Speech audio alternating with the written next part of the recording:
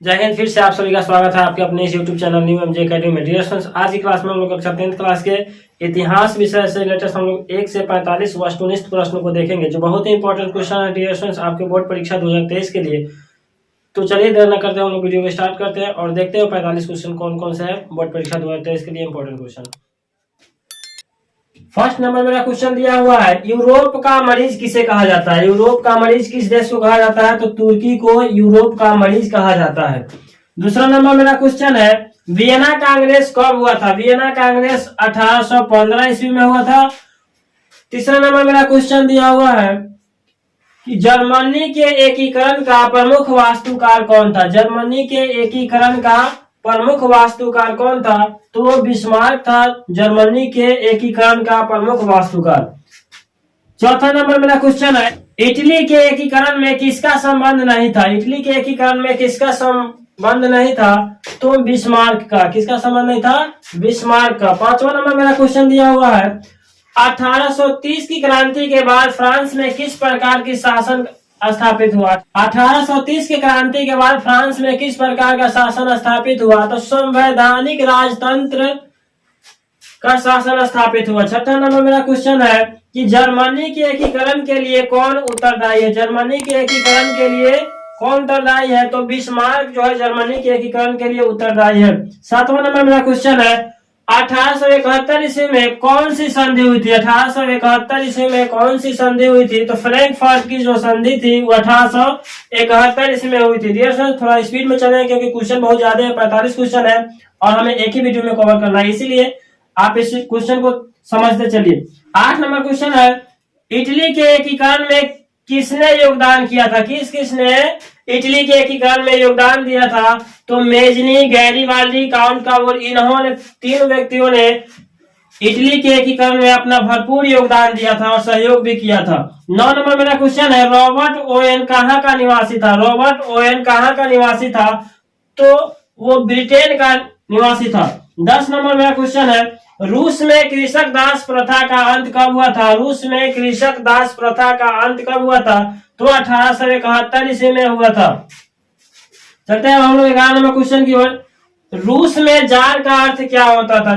रूस में जार का अर्थ होता था रूस का सम्राट, सम्राट यानी राजा।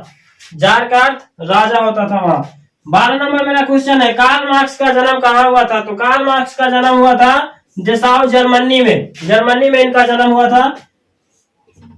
13 नंबर क्वेश्चन है, साम्यवादी शासन का पहला प्रयोग कहाँ हुआ था? साम्यवादी शासन का पहला प्रयोग रूस में हुआ था। कहाँ हुआ था? रूस में।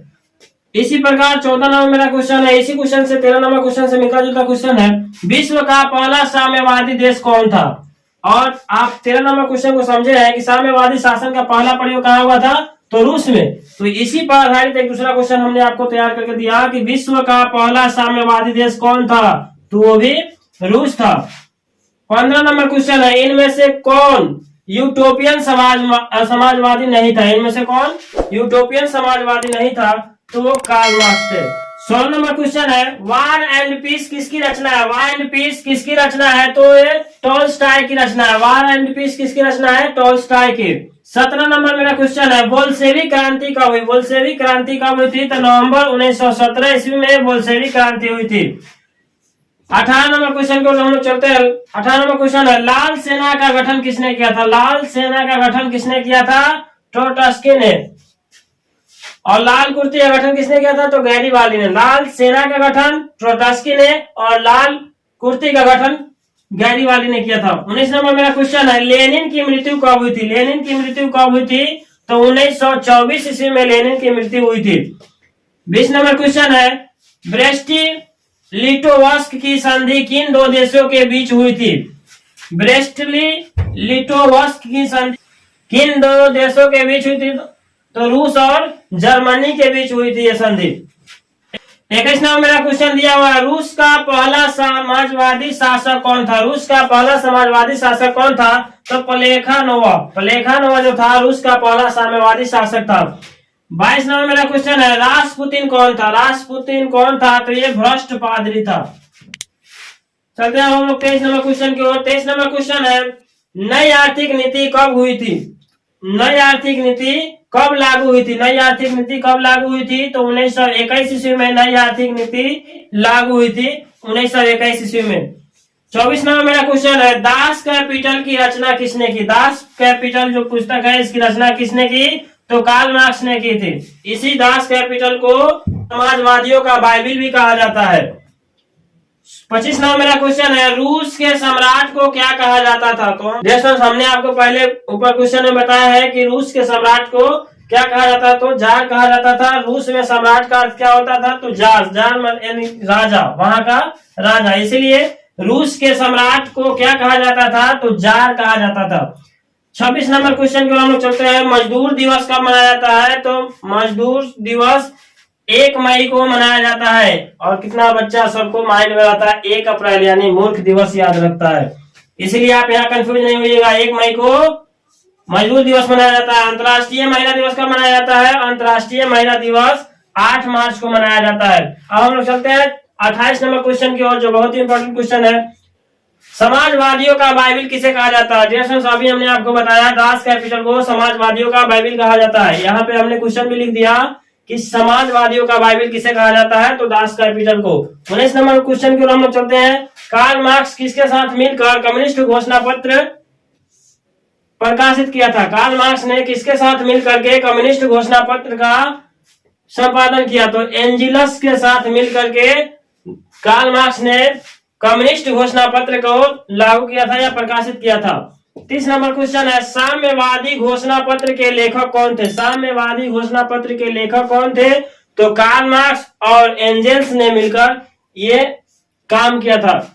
31 नंबर क्वेश्चन है, किसे साम्यवाद के संस्थापक के रूप में माना जाता है? किसे साम्यवाद के संस्थापक के रूप में माना जाता है? तो वो है कार्ल मार्क्स को साम्यवाद के संस्थापक के रूप में माना जाता है। 32 नंबर क्वेश्चन की ओर हम लोग चलते हैं, दास कैपिटल का प्रकाशन कब हुआ था? तो दास कैपिटल का प्रकाशन 1861 ईस्वी में हुआ था, जिसको किसने प्रकाशित किया था? कार्ल मार्क्स ने प्रकाशित किया था।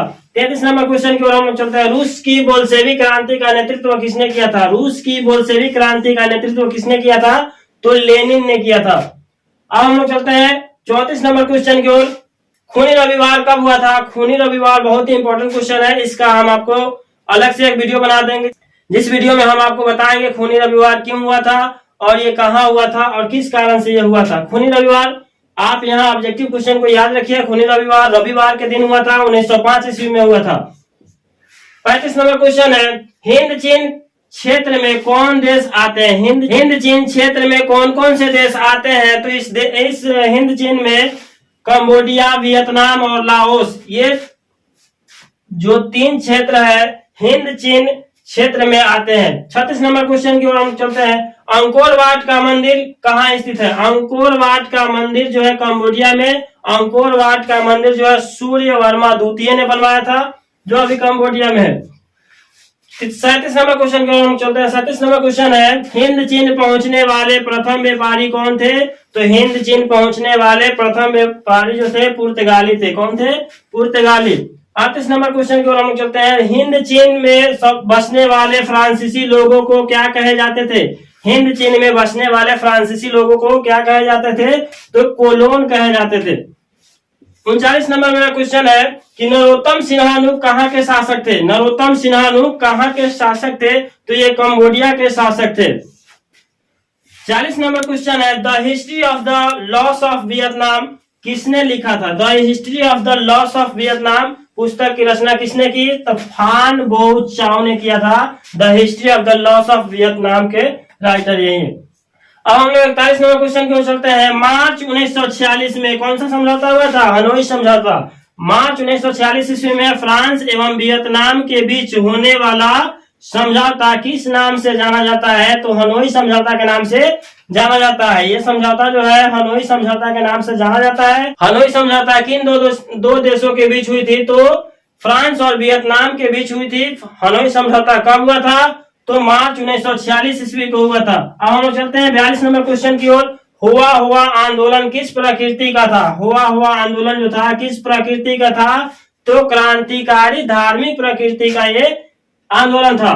अब हम लोग चलते हैं 43 नंबर क्वेश्चन की ओर, जेनेवा समझौता कब हुआ था? जेनेवा समझौता 19 1954 ईस्वी में हुआ था। जिनेवा समझौता कब हुआ था? 1954 ईस्वी में। 44 नंबर क्वेश्चन है कि वियतनाम में टोकन फ्री स्कूल की स्थापना, वियतनाम में टोकन फ्री स्कूल की स्थापना कब हुई थी? तो 1907 ईस्वी में हुई थी वियतनाम में टोकन फ्री स्कूल की स्थापना। तो चलते हैं हम लोग 45 नंबर क्वेश्चन की ओर, जो वीडियो का लास्ट क्वेश्चन है, बहुत ही इंपॉर्टेंट क्वेश्चन है। कंबोडिया की राजधानी कहाँ है? कंबोडिया की राजधानी कहाँ है? तो ये कंबोडिया की राजधानी नोम पेन्हा में है। नोम पेन्हा, कंबोडिया की राजधानी कहाँ है? नोम पेन्हा में। डियर फ्रेंड्स, आज की इस वीडियो में हम लोग कक्षा 10th क्लास के इतिहास के 1 से 45 पावरफुल ऑब्जेक्टिव क्वेश्चन का अध्ययन किया, हम लोग समझे बहुत ही अच्छे से। डियर फ्रेंड्स, अगर आपको ये वीडियो अच्छी लगी हो तो प्लीज चैनल को सब्सक्राइब कीजिए, वीडियो को लाइक कीजिए तथा शेयर कीजिए, ताकि मेरी हर वीडियो आपके पास इसी तरह सफलतापूर्वक पहुंचती रहे। डियर फ्रेंड्स, आज की इस वीडियो में इतना ही, फिर मिलते हैं हम लोग अगले वीडियो में। तब तक के लिए धन्यवाद। जय हिंद।